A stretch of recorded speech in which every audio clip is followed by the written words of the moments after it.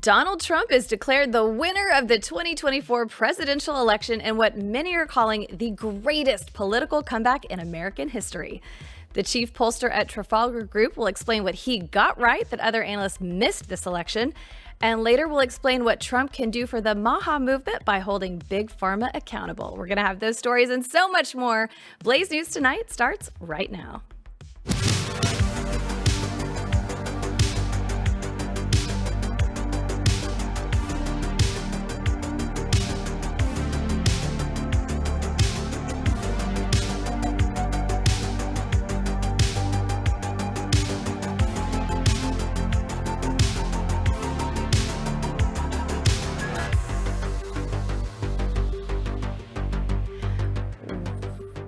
Welcome to the chaos. I'm Hilary Kennedy, filling in today for Jill Savage. Today is Wednesday, November 6th, a great day. And earlier today, Kamala Harris, she gave her concession speech after being defeated by Donald Trump. Here's what she had to say. The outcome of this election is not what we wanted, not what we fought for, not what we voted for. But hear me when I say, the light of America's promise will always burn bright. So much to talk about. Here to discuss with me is Matthew Peterson, editor-in-chief of Blaze News, and BlazeTV host Steve Deace. Man, okay, we have a ton to get to. Steve, I want to take what your immediate thoughts are hearing Kamala's concession speech. It took a while for us to get it out of her, but what do you think? I think it's really unprecedented to go that long without hearing anything whatsoever. Frankly, it makes you wonder what was going on. They didn't talk to the press. There were no leaks. There were nothing.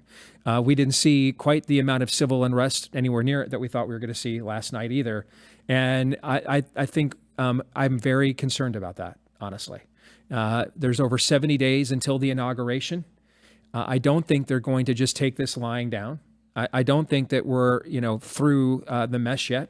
I think it'll be a fight to get to the inauguration for sure. And so I hate saying this, but I kind of just felt like they just spent the last 12, 14 hours basically just plotting out. And so especially, let me tell you what makes me really suspicious. And man, I hate thinking this way, but unfortunately the last few years has done this to me, right? Yeah. What really concerns me is how magnanimous the phone call apparently was and this speech was, because I don't trust that at all. Okay. And so let's just say you were plotting out some of the tactics of George Floyd funerals of the past that we have seen and some of the other Chaz destabilization events we've ever seen. When you started out by having the candidate come out and give a magnanimous event and speech and say, hey, it's time to unite and a peaceful transition of power, and emphasize that too, right? Get that all on the record, get that all on camera. Well, then you sit back, and then when events come, well, I mean, these are organic events. People just feel like their freedoms were threatened and taken away. We had nothing to do with it whatsoever. So, yeah, to quote the great prophet Flavor Flav, can't trust it. So, I mean, I have mixed feelings on this. Part of me thinks, I mean, let's take it to the the lowest kind of common denominator, the shallowest interpretation, right? Would be, you just got your what handed to you. You spent a bunch of hours looking for any way out, for any outs, and there were none. And then you realize, you know what? We have to be good little boys and girls right now because we just got a shellacking, and it's out in the open. The entire world knows we just got beat down by the entire country, and this is a mandate majority. And then all of a sudden, what struck me about this speech is she comes out, and it's always when they get their beat that you all of a sudden hear about the Constitution and God and the face of a stranger and the dignity of the human person. And you're just like, who is this woman? After running a 6-month campaign on, we want to eradicate as much dignity of the human person as we possibly can. Right? Yes. So there's going to be this front comes up all of a sudden. Now, notice also, it goes to what you're saying, The View, right, as well. Their interpretation, was it you telling me this earlier? I haven't seen it, but someone who did see it, well, I know they saw it, saying that The View is the same way today, where their take was the high road. Well, at least we concede. Right. She made, just like you said, she made this diplomatic, this call. And so that does. So if I'm taking your line right now, I mean, what does that mean? That means that we're going to live to fight another day when? Well, and Tomorrow is another day, Scarlett O'Hara. Tomorrow is another day. Yes. So where does that leave the MAGA movement? Like, what do we need to be doing now? Because obviously the wheels are already turning. Either they're going to try and do something before January, or they've already got something in place for 2028. The number one, there's two priorities I think that we have. Number one is, and again, I mean, I can't even imagine going and telling my 2012 self, I'm going to say the kinds of things I'm saying right now, but here we are. Again, I say that again. But in all seriousness, they have to make sure, they have to secure the president-elect. They have to make sure he's safe. And I mean, I'd be down at Mar-a-Lago with a moat of alligators and cannons, okay, until the day I have full-fledged Secret Service protection. You know, I think you have to keep the president safe. Number one. Number two, though, Donald Trump right now has more political capital than any person on the right has ever had. And this week, Mitch McConnell is going to try to make sure that there's a voice vote election for the next Senate Majority Leader to succeed him. And he's got a bunch of limp-wristed, empty-suited, corporatist shills that he's been training, like John Cornyn and John Thune, just sitting there waiting in the wings. And what Trump cannot allow is for that to happen. He needs to take his considerable political capital, Matt, and insert himself and say, we're not going to have anybody running a Senate majority that's going to thwart my agenda or my mandate. I think those are the first two priorities before anything else, in my view. I want to go into that more, but before we leave Kamala, do we have the video of her talking about the stars? Can we play that? There's an adage an historian once called a law of history, true of every society across the ages. The adage is, only when it is dark enough can you see the stars. I know many people feel like we are entering a dark time, but for the benefit of us all, I hope that is not the case. But here's the thing, America, if it is, let us fill the sky with the light of a brilliant, brilliant billion of stars. I just, before we left Kamala, I just wondered if you had an interpretation of that. Maybe a translation. That's just dreadful. I mean, it's just really bad. I have no other analysis. That's just dreadful performance art. It's just dreadful. By contrast, Donald Trump was declared the winner of the 2024 election just before 2 a.m. Eastern, and our own Jill Savage, she was at Trump headquarters and could provide us with a clip of his victory speech.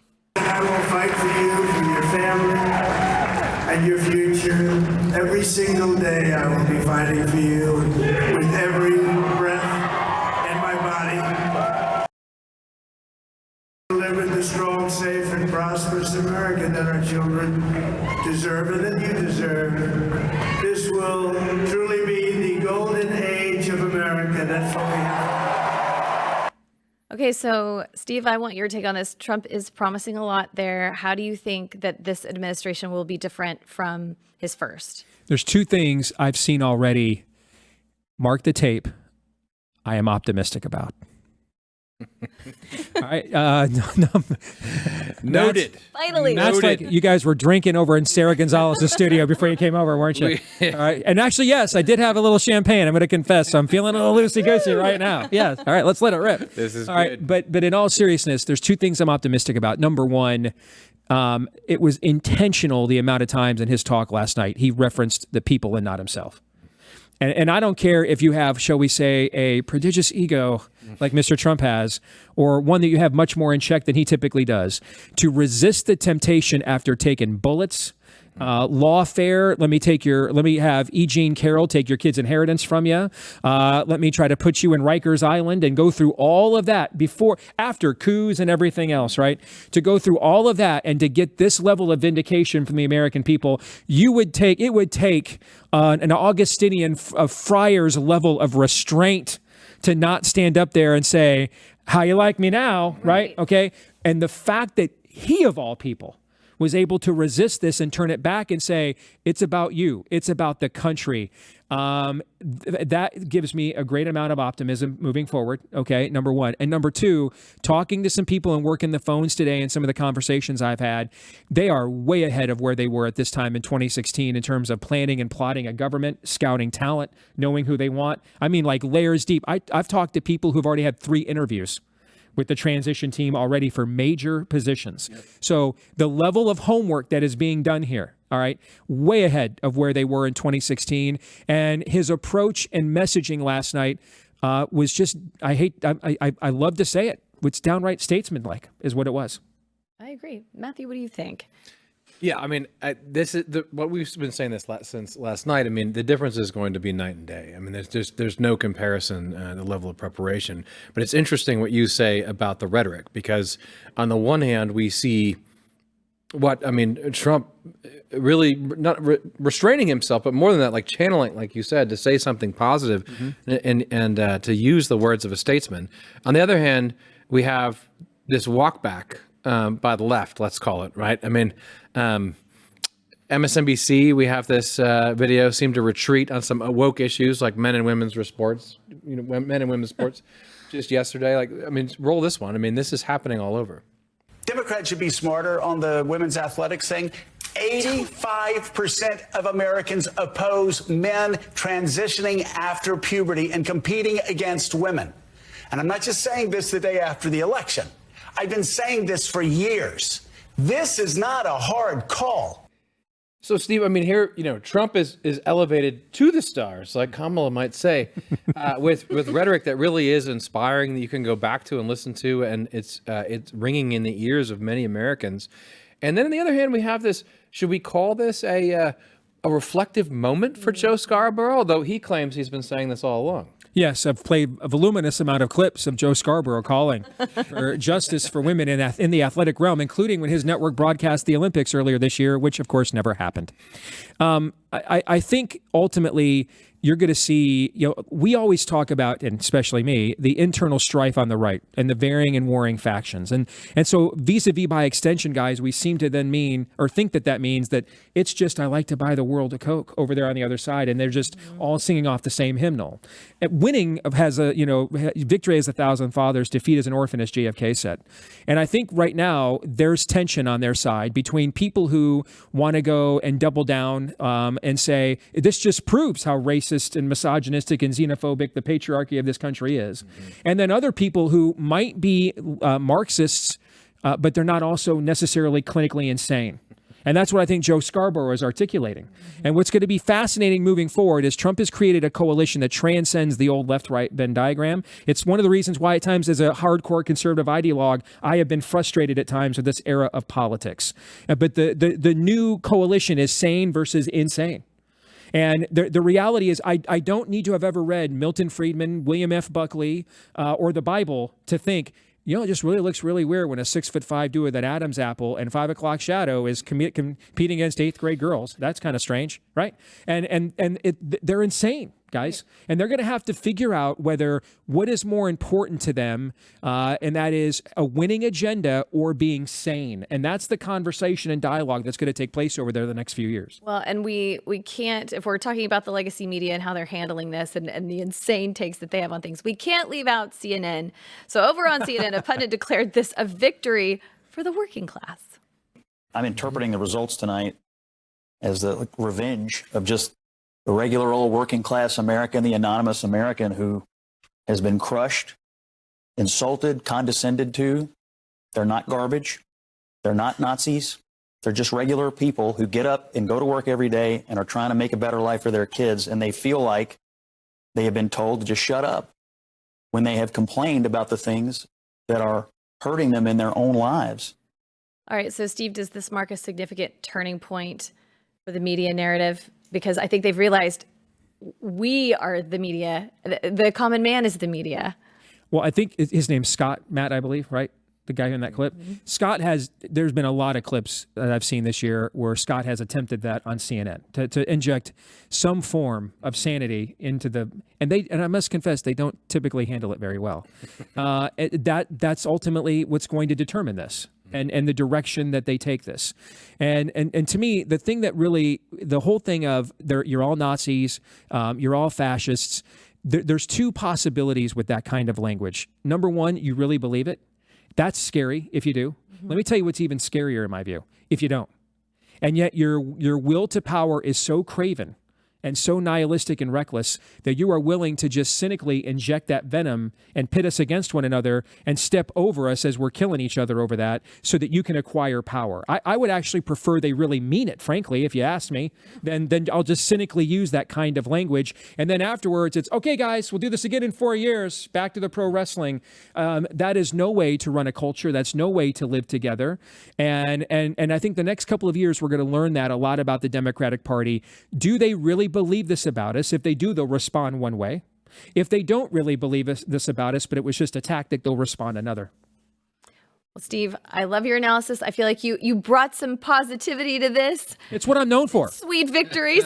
It's my trademark. I try to even tone down the sunshine. Positive Steve right here. Yes. Exactly. You all saw it. Yes. Well, you did a great job last night. Thank you so much for sharing your views. All right, so the founder of the Trafalgar Group is going to explain what other pollsters missed. Stick around for that. It's coming up.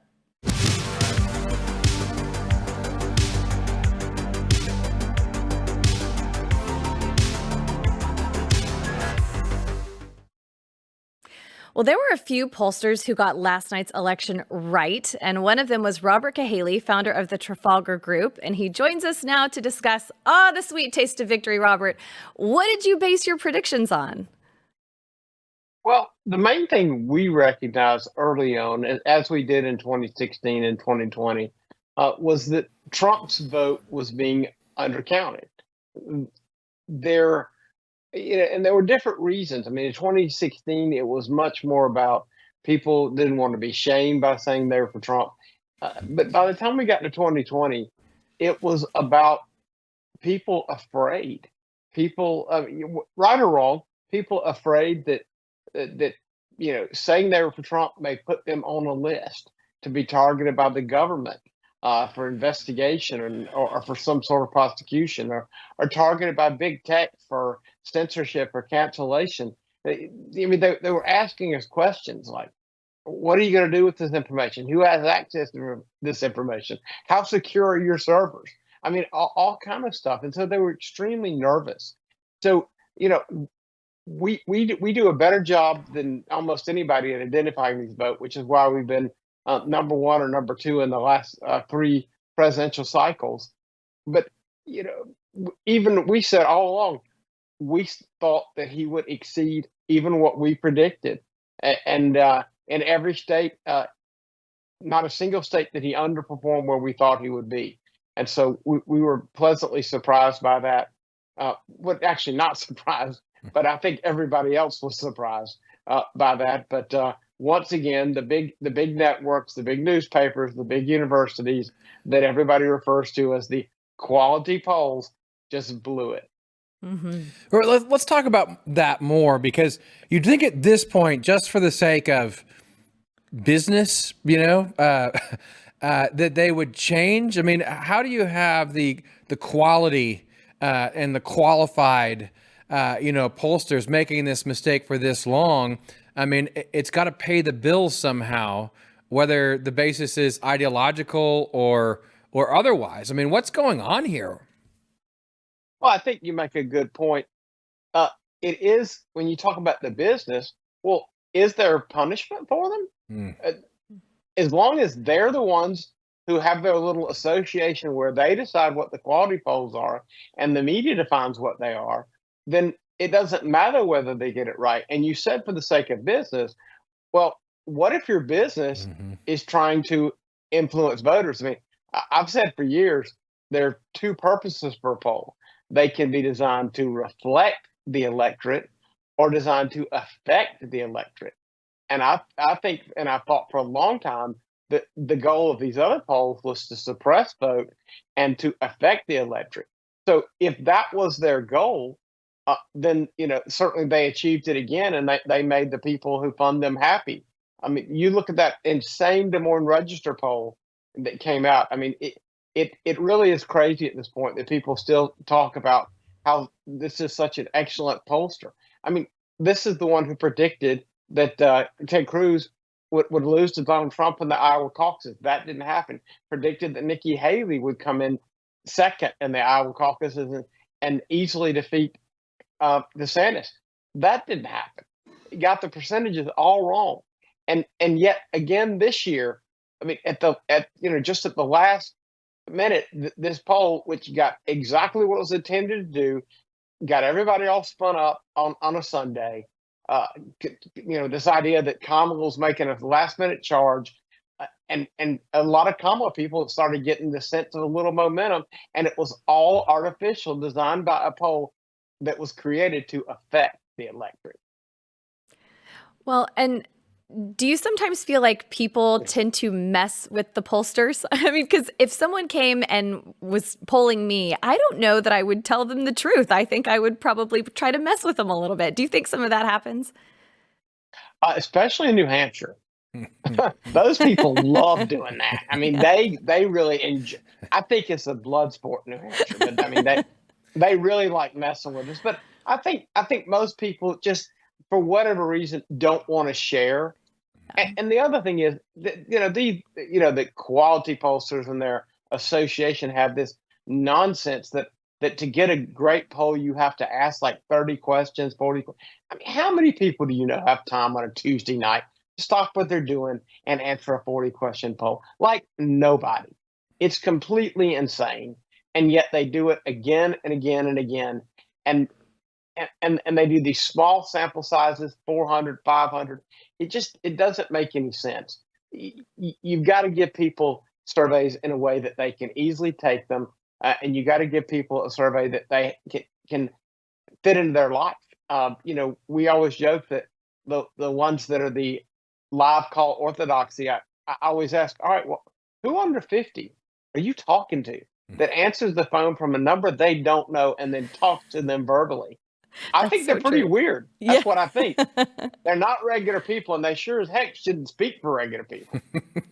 Now, do you think that, given what just happened, which is historic, that this is going to change in terms of polling in the future? No, because there is no punishment. There will be nothing wrong. They will still. I mean, here's the thing: you have 538. Owned by ABC, owned by Disney, deciding who the good pollsters are. Who do you think they're going to put at the top? They're going to put the ones that blow it, that push the Disney agenda forward. I mean, you look at the prognosticators. They had as bad a night as anybody. I mean, those guys were all, the last weekend to start ticking back toward Kamala, they were buying into all the nonsense. Here's what I'll tell you. Look at the betting markets, because the people who put their money where their mouth is, they're the ones who know which polls to ignore and which polls to pay attention to. And we know they look at ours. Well, I thought it was really interesting that there was the Nostradamus of polls, and he got it wrong. I mean, there were a lot of really well-known experts that have gotten almost every election correct, or all of them correct, and they totally missed this one, and you got it right. So if you were going to give them advice for next time, what would you tell them to do differently? Well, if the National League wins the World Series, you probably ought to bet on the Republicans. Absolutely. Well, Robert Cahaly, thank you so much. Congratulations. Enjoy your victory today. You earned it. You did a great job. And this was a lot of fun. Yes, I took a victory nap earlier. I don't. What's what we all need now. It was such a late night, but it was a sweet one. So thanks so much. Thank you. All right. So Chris Bedford will explain next why last night was a win and a loss for democracy. So don't go anywhere.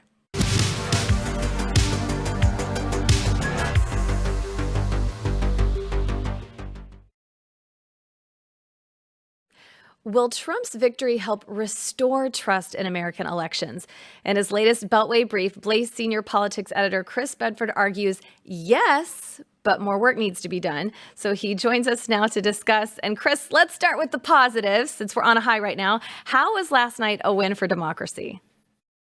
So this was important. And actually, well, I'm rather thrilled with this result. It's not necessary that Donald Trump won for it. It could have been really anyone. Elections essentially need, in any kind of a functioning society, two different things in order to work. One, you need to be able to count the votes. That's kind of obvious. You need to be able to count them well. You need to have an honest brokerage system, or you end up not having a representative form of government.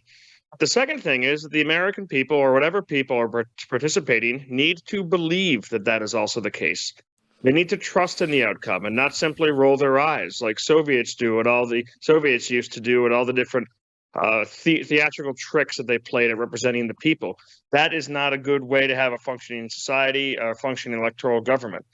And we learn this, especially when you try democracy and you just airlift it into random countries like Iraq that don't have a honest and trustworthy brokers in the government, and also don't have decades of institutionalized trust between the people and the government and each other and the ballot counters to make that election legitimate, to make it accepted.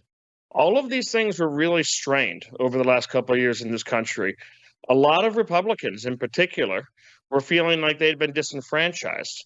When you had a regulation bending, rule changing, and rule breaking, sometimes days, sometimes weeks long election with a huge amount of glitches and urban centers that tallied their vote far behind country places. So suddenly it would seem like, even if it was real, regardless of whether it was real, 100,000 ballot drop that favored one candidate from a city that was run by that candidate's friends, that undermined trust. But I'm not even making any judgments on whether or not that was fraudulent or not, whether it was whether it was all legitimate. It undermines trust to have it look like that. So to have an election last night that was finished well, unless you were watching CNN, well, most people were still awake, where you could watch it, where, to their credit, outside of places like Maricopa County, ballot counters in the cities kept pace with ballot counters in the country. To be able to watch this thing tick up, to have a decisive win, well, that's really important, regardless of which candidate won, for kind of restoring that trust. One of the people I ended up watching with the end of the night with was someone who hadn't voted this time because she felt that the whole thing was rigged.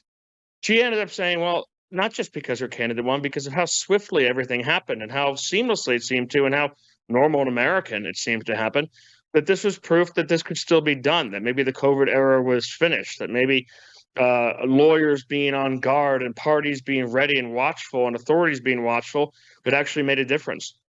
And there's other couple things which are just perpetual boogeymans of elections that have existed since sometimes before this republic was founded. There's special interests. That has been an issue in America since the Constitution was drafted, when you had Southern planters who owned slaves versus Northern traders who didn't have the same objectives economically, and they would try to play their different candidates against each other, sometimes literally fight over which wars the United States was having. Also moneyed interests. I mean, Kamala Harris spent $1 billion, raised and spent $1 billion. They took out an advertisement on the Sphere. They were just burning money at the end. It must have been offensive to those Republicans who had 1/3 the amount of money they had. Now, it's easy and it's common since I was a child and well before that to cynically grumble, well, money just buys elections in America. Well, both of those things were undermined last night. That's not to say that sometimes powerful interests don't have a point. It's just, it's good to see an election where they have taken a side, where the money has taken a side. All of the elites have taken a side, but the voters still say no. That's a good sign, and it restores a level of trust and puts us back onto a path that I'm more optimistic about for this country. Chris, that's well said. And I think a lot of Americans are feeling that, even if they can't express it today, that when they say, morning in America or something has changed, they feel like a return back to that structure that they can trust. Nonetheless, what else needs to be done? What didn't get done? Well, there's a couple serious problems that you had with this election. One is, and I hate to sound like a whiny liberal on this, but honestly, the rhetoric. I mean, there's an entire agenda that's being pushed by a lot of the elites in the United States, a lot of the global elites across the Anglosphere, across the European Union, and the United Nations. It's novel takes on sexuality and gender. It's novel takes on sovereignty, things that are fairly newly introduced. Novel takes on science and consensus. Novel takes on the environment and a man's stewardship of it and the effects of carbon. Novel takes on how people should be governed, whether parents should have rights, what schools should be taught. That's fine. It's okay to have different takes. It's okay to come up with new theories. But they've attached all these things to the concept of democracy. They say that this is the democratic point of view. I mean, a case in point was Viktor Orban in Hungary when he said that they were no longer allowed to talk about transgender stuff to children. The European Union called it undemocratic. So he held a public ballot and it won like 9-1. It was an overwhelming support from the public in favor of this, but it was still undemocratic. Not because it hadn't consulted the people, but because it had gone against these things. So if you go against these things, which are called democratic thoughts by these people who push them, then you're necessarily anti-democratic.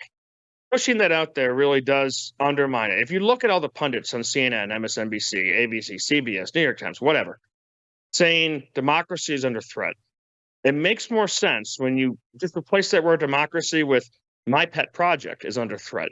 The opinions of the elites and the governance of the elites is under threat. Something that America has been subjected to for a very long time. I mean, in particular, since COVID. I mean, Richard Nixon could never compete with the level of elite control that he fought against that was exercised since COVID. And how much of that democracy was then pushed on us. It wasn't just we don't care what you think, America. It's not only we do care what you think, and this is what you think, America, and that's democratic. And this was a correction for that, but it's still a danger. And then there's also, I actually can't remember the second thing that ticked me off so much. Oh, yes, this is it. Kamala Harris, she wasn't picked. This is a dangerous precedent. I know it didn't go the way that Democrats expected it to go, but it's a very new precedent in modern politics. It's kind of old school in an American way for party politics, that the voters don't even have a say in who the nominee is. Mm-hmm. That if you don't think your nominee, who actually was selected by the voters, is going to have a good chance, then party bosses can replace them mid-race. That is a return to party politics in a way that may not necessarily be so awful, but it is certainly the opposite of what the progressives have tried to push with their electoral system and their democratic governance agenda. Well, and so besides Kamala not being the one nominated by the people, what do you think differed between 2020 and today and this race? Well, there's certainly some interesting aspects to 2020. I mean, you see Democrats across Blue Anon, which is their conspiracy theory groups on Twitter. They don't call it that. We like to call it that. Saying, well, what happened to those extra 12 million votes? Why was 2020 was such an aberration? The amount of votes that came out for the Democrats had not been seen before and had not been seen after. This is the kind of thing that makes people raise their eyebrows and say, well, that's really interesting. It took so long to count. There was so little oversight. And where did those millions of voters go? That's something that's going to start tearing apart at the Democratic Party as they start to ask those very same questions. Where was this record turnout? I mean, also, they were lied to in a number of different aspects. Now, if you turn on CNN, I'll watch it for you. I'll tell you what's going on there. Yeah. You see people saying obvious things about Kamala Harris that you weren't really allowed to talk about and that weren't pushed at first. Like, well, she didn't have a chance to really put her feet under her. What are you talking about? She was the vice president for years. She didn't study. She even admitted that was one of her faults. She didn't do the work. She ought to have been recreating the King's Speech right there, just studying every day, getting ready for the role. Mm-hmm. And she wasn't at all. She spent all the time attacking in the wrong directions. Now they're willing to talk about that. Now they're wondering, well, what happened to this? Why were we told that there was an incredible turnout game in Philadelphia? Guess what? It turns out there wasn't a turnout game in Philadelphia. And the reason behind that is the progressives and the woke people who have taken over Philadelphia no longer use the unions that used to empower that machine, that used to power that machine. They no longer do any favors for them. They no longer work for them. They say, well, we don't need you. Well, as much as the women in the wool socks and Birkenstocks can absolutely control a library, they don't actually have the skills to shape elections and turn out the vote like these organizations, these largely previously Democratic organizations, had built up over the years to get the door knocks, to figure out which Democrats hadn't shown up and make sure they drag those people to the polls, sometimes under rather auspicious means. And that was something that was lacking in Philadelphia because a lot of those unions simply walked away. Powerful people in organized labor, like Trump, they have no friends in the progressives. It kind of reminds me of the way FDR tore apart the democratic machines in the cities and replaced it, centralized it all in the federal government. That was a big progressive plank back at the turn of the century. But it did hurt the democratic machines in the cities. They ended up losing some of these elections because that organized labor and that force was gone. And that's something that's happened. But I tell you what, with all that history and all that kind of weirdness aside, I'm loving this. I mean, just a minute ago, watching Kamala Harris's speech, I had it on and I put on YouTube In the Arms of the Angels and just watched as they showed the crowd and just pointed to the people that made me happiest to see them sad. And oh my gosh, it's wonderful, wonderful television to watch. It is amazing. I mean, I'm going to listen to that adage about the stars and the billions over and over again. It's still rolling around in my brain. Oh, yes. I'm going to Aren't figure you out. glad that you don't have to listen to whatever poet laureate she was going to choose for her inauguration? Who would have said, Yes. it's like, we fight for the skies and the fire burns for justice. And everyone would have applauded and pretended it was great. We're spared that for at least 4 more years. Poetry, really. It's 60 seconds wrapping up here. I want to go to something that's really important. We're going to draw out more, I'm sure, with you in the coming days. But there really is something that remarkable that happened in terms of religious people voting and also abortion. Yes, absolutely. So I think Kamala Harris overreached on abortion. I mean, this basically the case study that Americans, Republicans and Democrats, had an abortion is what it looks like on the ballot 7 weeks after the Dobbs decision. And it did have an impact. It was a driving force.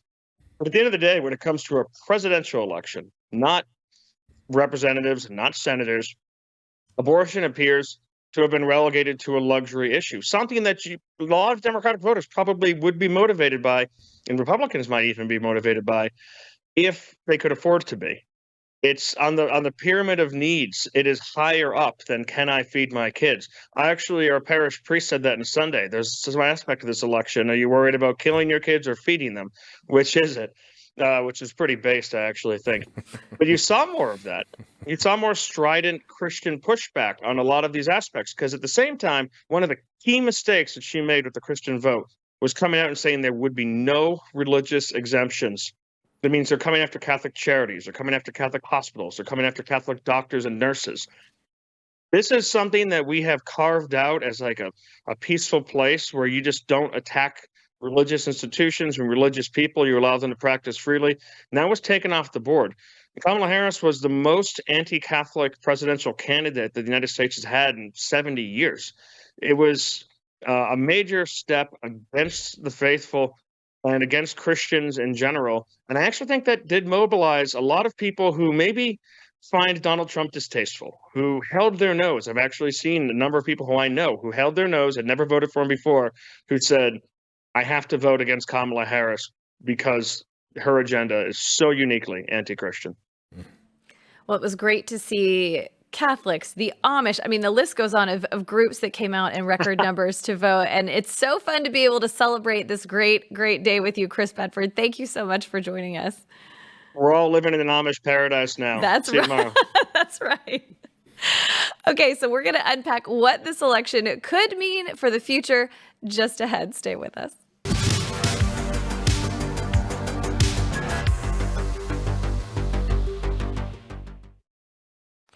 All right, so last night's election, it was truly unprecedented, but has America gone down a path it can never return from? So Matt, I want to get your thoughts about this, and I have some of my own. I feel like one of the things that made this election so unique is that we really don't know Kamala Harris. I feel like she has shown herself to be the kind of person that becomes whatever or whoever people tell her to be. So we never really knew how she felt about anything other than abortion, really. I mean, that was the one thing that she hammered away on. But other than that, she flip-flopped on so many things. She was using so many different accents in interviews. Was she Jamaican? Was she Southern? We didn't really get a good sense of who she was. And I feel like in previous elections, maybe someone like Bernie Sanders, we knew exactly what we were getting. We knew who he was, what he was about, what he cared about. Do you think that that was one of the key things that really hurt her, even though she wasn't elected by the people either to run? But do you think that was one of the things that really made this election so unique? Yeah, I mean, I think it's a great point, and it gets to the heart of like all the deep issues that we need to talk about when we unpack what just happened, which is a world historical event, a providential event, the likes of which maybe we've never seen in our lifetime. Yeah. I sound like Trump now, but I mean it. So she's kind of a cipher, right? It's hard to figure out who she is. You don't know, you feel like you don't really know the person. And the funny thing that has happened over time is that, particularly the Democratic Party, but generally power in this country, what myself and others call the Borg, it's sort of like this faceless, oppressive power that's both corporate, but it incorporates wokeness into it, right? It's sort of the alliance that Kamala Harris actually represented in California, right? I mean, they're both woke, but also we're corporate. We have the big money behind us, and also we espouse this radical ideology, and somehow it all makes sense. Don't look too hard. But you can't look too hard, and so who represents that? Well, someone who actually you don't really know very well, and they're not really saying as much as you think. The best example would be, on one hand, would be Obama, right? Who's a radical leftist, but yet wants to drone people and kill even Americans with a drone, right? That's kind of weird, right? I mean, so all of a sudden the Democrats are representing power, and what happens is their representative leaders are these creatures that you don't really ever get to know. Now, the funny thing that happened, right, on the way to their tyrannical power is that digital technology made it easy for us to have interactions with people for long periods of time, right, and broadcast that everywhere. Mm-hmm. And so the destroyer really of this manner of power, which was televisual, right? It was controlled. The Kamala could be still president if she was just in controlled environments. She studied her lines. She actually doesn't study her lines, but if she studied her lines and was just an actor, it'd be fine, right? So you think about how you really know people from the olden days and the speeches that everyone says they like. An actor can go out and give a statesman-like speech really well, right? Talking heads are not necessarily, they could just be reading lines. They don't necessarily know anything about anything. That was what television enabled at its worst. But the thing about the internet is you can spend 3 hours with Joe Rogan. And that is something that Kamala Harris and figures like that cannot survive. Yeah. Well, and I would have respected her a lot more if she had just, as a last-ditch effort, taken that chance, gone on Joe Rogan, and at least tried to show some aspect of her personality that seemed definitive. But she was unable. I mean, I just think she would ever be capable of doing that. A lot of people aren't capable of doing that, but it was so impressive to see Donald Trump not only do that, but you got the sense that he could have talked to Joe Rogan for 3 more hours. Yes. And you felt like you were getting authentically who he is. And I feel like we've always sort of seen that from Donald Trump. I am who I am. Mm-hmm. Take me or leave me. And people like the certainty and the knowing of who somebody is. Yeah, think about how we're governed. I mean, think about the fact that right now, a friend called me the other day from the West Coast who's very conservative or, not a lib. And he said, someone should start a news agency in D.C. that just tells like the gossip and who's actually in control of what and how it works. Because we don't know. Right? I mean, the Washington Post isn't going to tell you who's actually the president of the United States is making decisions right now, right? And no one knows who's in charge. How does our government actually work? Who are these people, right? Yeah. It's faceless. You can't see it. Maybe the AI is doing it. You can't see what's actually running your world. Yeah. So when you get someone who's old world like Donald Trump, you feel like, look, warts and all, I know this guy. I know who he is, and he's actually a real person I can talk to. He's not, the person in another country that I call when I ask for help, who we can't speak each other's language, and we live in this Babel. And again, everything's obfuscated. You can't see through it. Trump cuts through all of that. And I think in so doing, to this larger question, we have gone on a path that really seems like it's going to be very, very difficult to get out of, because we're in a cold civil war with two sides who each side, attacks the other, and it escalates and it escalates and it escalates. The rhetoric is out of control. Trump is literally Hitler, right? We are deeply divided as a nation. But what's getting us out of that, or what points the way forward, is the fact, I think, as you point out, that people were rallying around Trump because they feel like they know something about him and they know what he's trying to do and they approve of it. Yes, and it has finally given us something to celebrate. And that also, something a lot of people are celebrating is the MAGA movement that is coming with this new administration. So we're going to explain why Ozempic may not be a shortcut to a slimmer waistline. So stay tuned.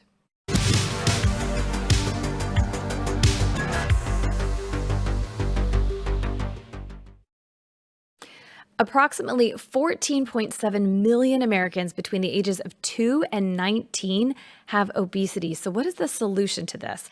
Well, pharmaceutical companies, they're turning to the popular diabetes medications Ozempic and Wegovy.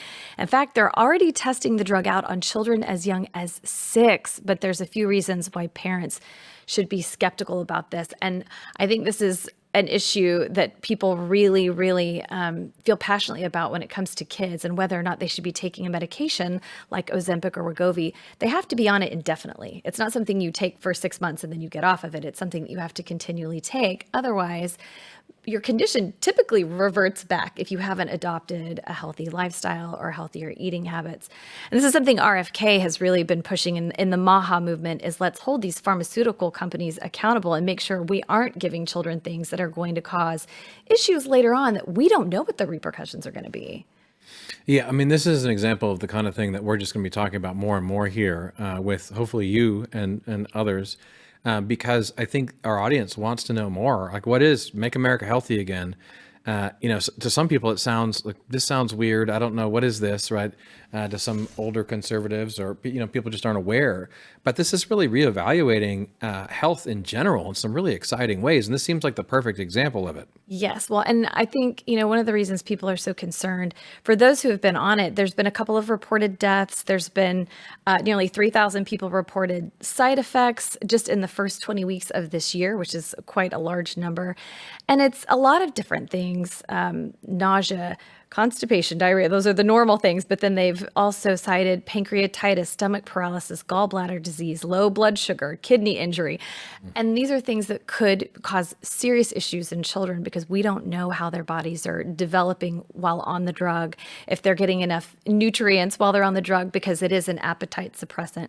These are all really serious concerns, because if there's that many millions of children who are obese and in need of something, and doctors are not taking the time to talk to them about healthy lifestyle choices, what a good, healthy, varied diet looks like, how important exercise is, sunlight is, that's causing some major problems. So I think having RFK as part of the cabinet is hopefully going to put a dent in some of that. So I'm excited to see what we can do. The hope is stuff like this we can talk about all the time. The government might actually do something about it, not just be co-opted by Big Pharma. Yes, there will finally be some people in the government we feel like we can maybe trust. Who would want us to be healthy and live longer? Yeah, exactly. That'd be amazing. Well, we are so glad that you joined us for this monumental day. Make sure to subscribe to the show on your favorite podcast platform. Don't forget to rate and review the show. We love it when you do that. That helps others to discover the show as well. And we are going to be back to break it all down tomorrow and have a celebratory dinner, drink, nice long sleep tonight. But have a great evening. We'll see you tomorrow.